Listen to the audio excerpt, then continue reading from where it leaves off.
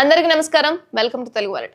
తెలంగాణ ప్రభుత్వం ప్రతిష్టాత్మకంగా తలపెట్టిన ప్రభుత్వ పథకాల్లో రైతు భరోసా కూడా ఒకటి. ఈ పథకాన్ని గత ప్రభుత్వం రైతు బంధు పేరుతో అమల్లోకి తీసుకురాగా ఆ తర్వాత వచ్చిన కాంగ్రెస్ ప్రభుత్వం రైతు భరోసా పేరుతో దీన్ని కొనసాగిస్తుంది. దేశానికి వెన్నెముక్క వంటి రైతుల పంటలు పండించేందుకు పెట్టుబడి సాయం అందించడం ఈ పథకం యొక్క ముఖ్య ఉద్దేశం. ఈ పథకం కింద అర్హులైన రైతులకు ఏడాదికి ఎకరానికి 12,000 ఆర్థిక సహాయం అందుకుంటారు. అయితే ఈ మొత్తం ఖరీఫ్, రబీ సీజన్లకు గాను ఒక్కో విడతలో 6,000 చొప్పున రైతుల ఖాతాల్లో జమ చేయబడుతుంది. అయితే తాజాగా వర్షాకాల పంటలు ప్రారంభం కావడంతో మరోసారి రైతు భరోసా నిధులు ప్రజల ఖాతాల్లో జమ కావాల్సి ఉంటుంది. అయితే ప్రస్తుతం దీనిపైనే ఫోకస్ పెట్టింది. త్వరలోనే ప్రజల ఖాతాల్లో రైతు భరోసా నిధులు జమ చేసేందుకు కసరత్తు చేస్తోంది. తెలంగాణలో రైతు భరోసా నిధులు చెల్లింపులకు సమయం ఆసన్నం కావడంతో నిధులు సమకూర్చడంపై తెలంగాణ ఆర్థిక శాఖ సమీకరణపై దృష్టి పెట్టింది. ఇక ఈ క్రమంలోనే ఇటీవల రాష్ట్ర ప్రభుత్వం ఆర్బీఐ నుంచి 3,000 కోట్ల రుణం తీసుకుంది.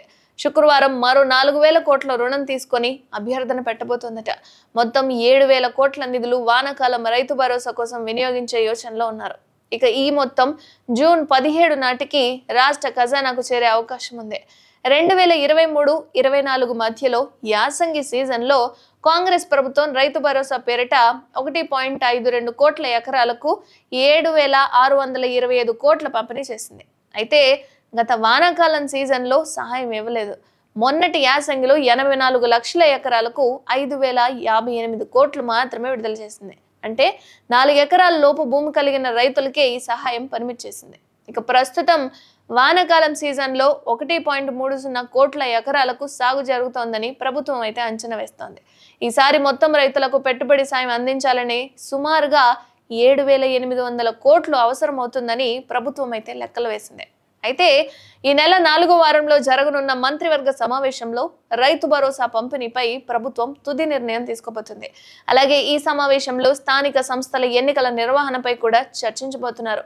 జూన్ చివర్లో స్థానిక సంస్థల ఎన్నికల నోటిఫికేషన్ విడుదలయ్యే అవకాశం ఉండడంతో దీనిపై ప్రభుత్వం కూడా కసరత్తు ప్రారంభించింది. ఇక 2023 డిసెంబర్లో ప్రభుత్వం ఏర్పడిన తర్వాత జనవరి, ఫిబ్రవరిలోనే స్థానిక ఎన్నికలు జరపాలని భావించింది. కానీ లోక్సభ ఎన్నికలు కులగణన కారణంగా ఆలస్యమైంది. ఇప్పుడు ఎన్నికల ముందే రైతులకు నిధులు చెల్లించి సానుకూల ప్రజాభిప్రాయం రాబట్టాలనేది రేవంత్ రెడ్డి సర్కార్ నిర్ణయం. దీని ద్వారా రైతుల మద్దతు సమీకరించుకోవడంతో పాటు రాజకీయంగా కూడా లాభదాయకంగా మలుచుకోవాలన్న దిశగా ముందుకెళ్తోంది రేవంత్ రెడ్డి సర్కార్.